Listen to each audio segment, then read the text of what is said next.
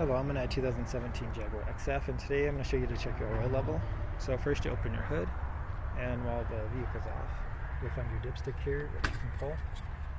So I'd pull it all the way out, wipe it clean with a rag or a paper towel, stick it all the way back in, and then pull it out again. And then on the end here, you can see with the camera there's a couple dots. So basically where it's like fatter, if it's filled up to there, then it's full. And the closer you are to the tip of this for liquid, the lower your level.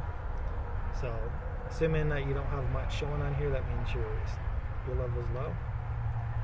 See if I can show better there without it bouncing. So that dot on the right is full and the dot on the left would be really low.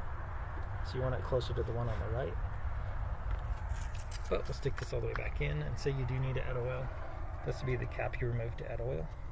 So just make sure you use the recommended type of oil, as well as the same synthetic, conventional, and ideally brand of oil you've been using.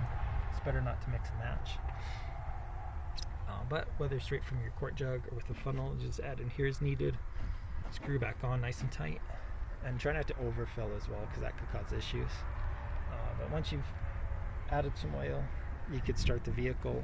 I'd recommend for like 10-20 seconds to get the new oil to circulate, and then turn it off, and then repeat the same process we did at the beginning with this dipstick of pulling it all the way out, wiping it clean, sticking it back in all the way, and then pulling it out again to check the end to see what oil level we're at now. And then none of this should be in lieu of regular oil changes, which typically you do by putting the vehicle on some sort of lift to get underneath where the oil pan is, to drain all the old liquid out by pulling that plug, replacing any filters, screwing the oil plugs back in, and then refilling the full amount of oil recommended for your motor up here.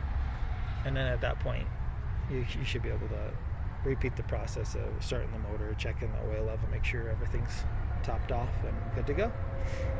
But I hope this is helpful, and hope you have a wonderful day.